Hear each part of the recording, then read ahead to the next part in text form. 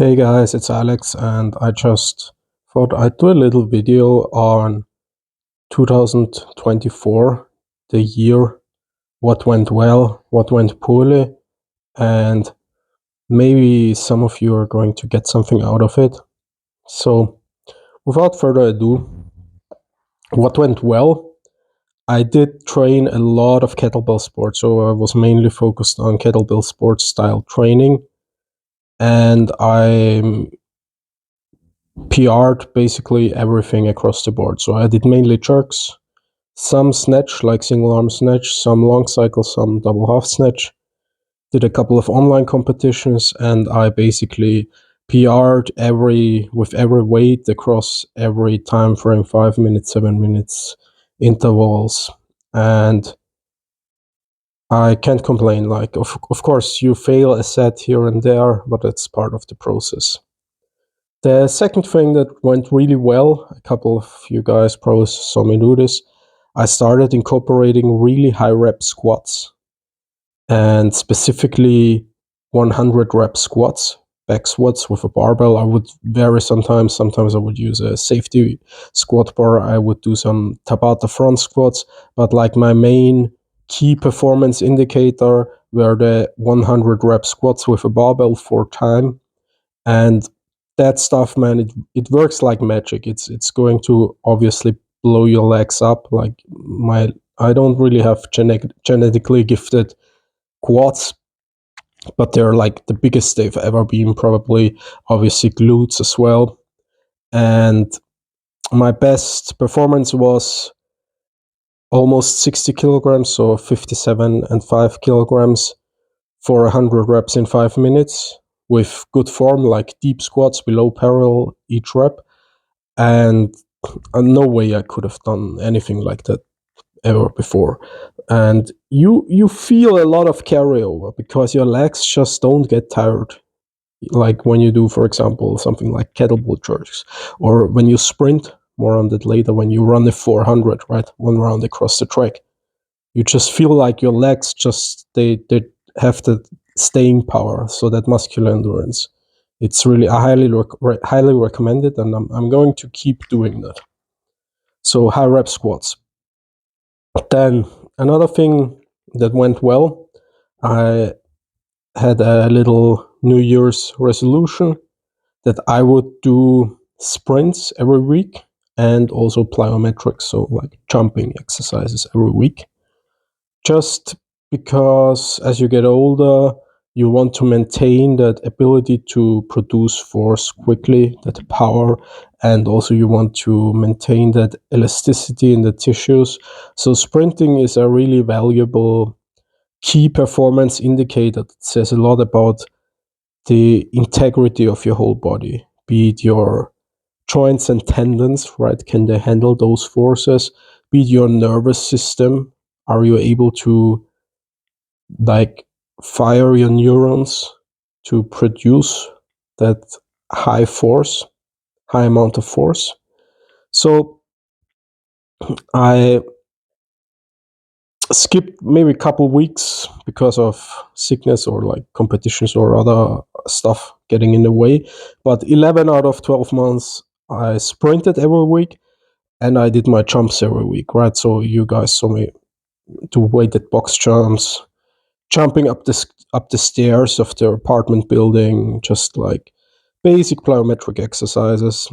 And it definitely, like, I'm going to keep doing that because it is insanely productive. Like, you feel different, you feel lighter on your feet, you feel more explosive, you're moving more like a cat, basically. So definitely recommend to incorporate that into your training. Number 4 is I started doing more cross training on cardio machines. So like stationary bike, I tried the ski erg a bit. Basically, it doesn't matter because I used to have this really Neanderthal view that if it's not running, it's not real training, it's not real aerobic training. And it's stupid because, especially when you're kind of big for your frame, right? If your frame is designed to carry a certain amount of weight, but you have like maxed out your fat-free mass and you carry a lot of muscle, like it's harder on the body to run. So it is a good idea to just increase the amount of cross training, so like cardio machines, just to get the aerobic volume in and save your joints. So that's also something I'm going to keep doing, and that's something that I recommend. Like if you're feeling beat up, just get on the stationary bike for an hour, right? Zone 1, zone 2, it's low impact, easy to recover from, and it's still going to help you with that growing of the heart, right? You want to like stretching of the left ventricle of the heart, and in turn increasing your VO2 max down the road. And the last thing that was successful was I managed to increase my overhead range of motion, right? So when you do like kettlebell jerks and anything that requires you to like put bells overhead, most productive exercises, your top fixation is going to, the better your top fixation is, the less your risk of injury, and also the more work you're going to be able to do. So it's good to develop that, to strive to develop that like Russian fixations where the elbows are locked out, arm up in a straight line, and you can really load the skeleton. And I started the year with a lot of static stretching and also fixation holds. I did a lot of shoulder dislocates, just basic stuff. And I did a lot of hanging, like dead hangs from a pull-up bar, usually just like 1 minute at the end of the session. And slowly but surely, like you're going to improve. And it also helps with it also helped me with like resolving a lot of the shoulder issues I had. I had like a couple of rotator cuff tears, and the hanging, there's actually research on that. Hanging from a pull-up bar alone can help you with that. So that's also something I'm going to keep doing, and something that I recommend you try out as well. Okay. So those were 5 things that went well and that I would recommend to you as well. Like kettlebell sport training, obviously, you know me as a kettlebell sport guy, maybe. Then the high rep squats. You can check out my Substack newsletter where I wrote an article about it. So just go to my Substack page, and I wrote some articles about the high rep squats, how I incorporate it into my training. Then sprints and plyos, just moving explosively, and cross training on cardio machines, and working on that flexibility hanging from the pull-up bar. 5 things that are highly recommended. Okay, now next, what went poorly? So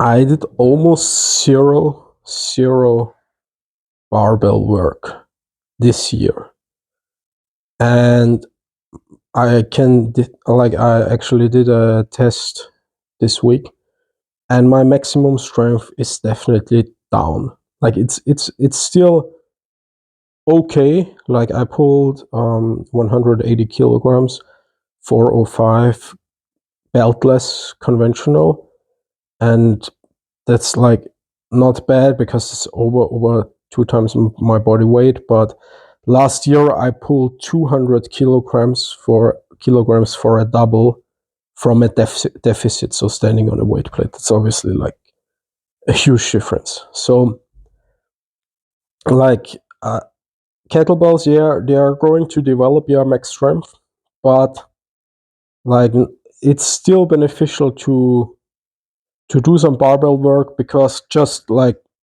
being stronger is better than being weaker. Like simple as max strength, limit strength is going to carry over to everything else. So why not do like a little bit of barbell work and just maintain that ability?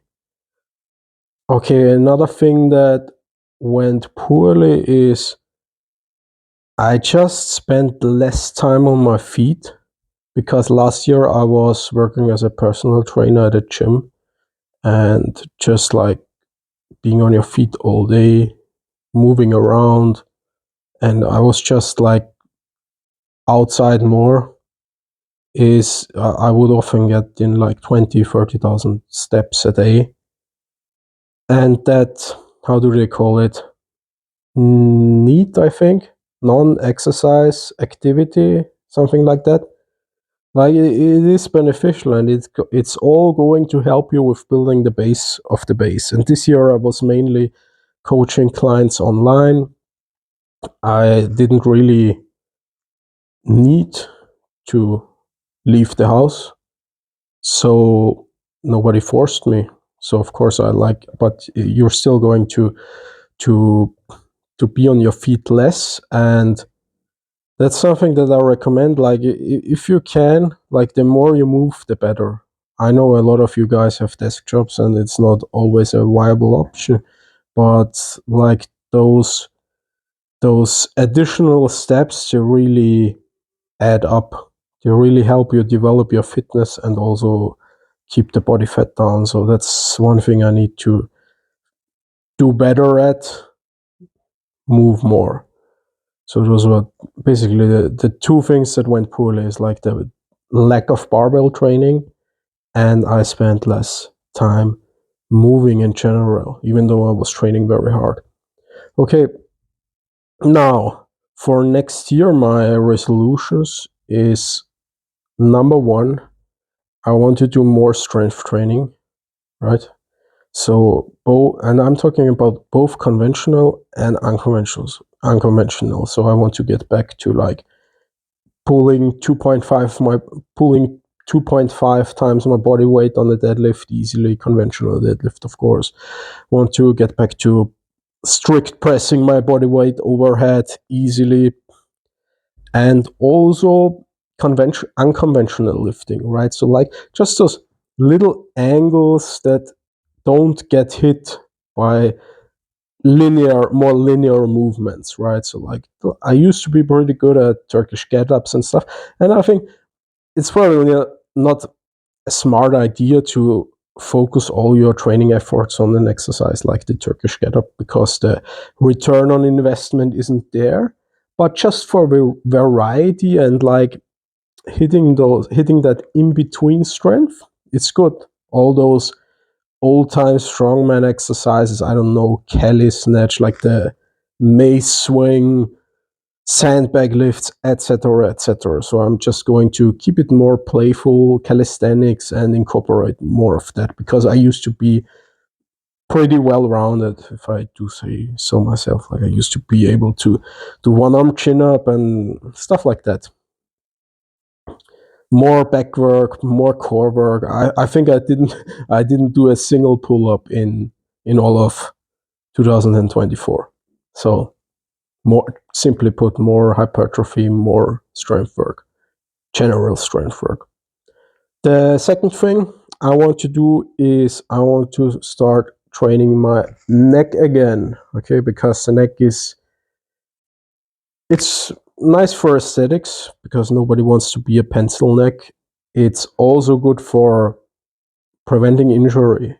You know, if you're like grappling someone, like if they collar tie you forcefully, nobody can break your posture easily, and also your chance of injury is lower, right? When you grapple, when you take someone down, you also use your head as a fifth limb to push, and it's also going to possibly risk the chance of you getting a concussion when you get like whacked in the head. There's some research, I think, for every pound of additional neck strength, the risk of a concussion was lower by, I think, 1%. I'm not sure, but there is some evidence that it helps. So stronger neck is better, simple as. And I'm going to focus mostly on bridging neck bridges, like just front wrestler bridge, regular like wrestler bridge, because it's also going to help with that spinal flexibility.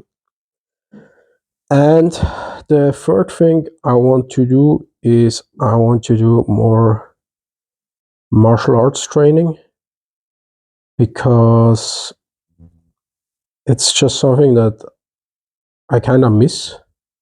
So I'm talking about like grappling. I did do some grappling in 24, but it's just not compatible with having really ambitious fitness goals, because as you know, like it just grinds you down, especially when you're older than like 25, because like it's just this tension, high impact. Like it's still high impact. It's a grappling is low impact. It's not, swimming is low impact.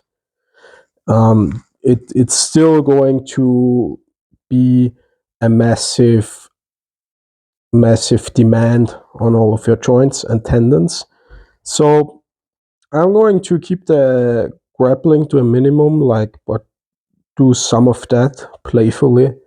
And I'm going to start striking, but mainly like by myself. Like I do have some experience, but just like shadow boxing for GPP, hitting the heavy bag, maybe like some pad work with a friend, or maybe with a boxing coach or something. Like I'm not going to do any serious like training. It's just going to be for GPP, for coordination, for self defense, because like you need to be able to handle yourself, and if you're not training, your abilities just like degrade. It's the same everywhere. So those are my 3 New Year's resolutions: more strength training, neck training, and more martial arts training. All right, guys, I hope you found it interesting. Like, think about your own situation, maybe set some goals. Like, people always shit on New Year's resolutions. I think there's nothing wrong with having New Year's resolutions. Like, last year I had a New Year's resolution of sprinting and jumping every week, and I did that for the most part. So like, if you follow through with it, it's a good opportunity to set some goals. So just because most people don't follow through doesn't mean you can't. If you're interested in coaching, programming, etc., just send me a DM on Instagram.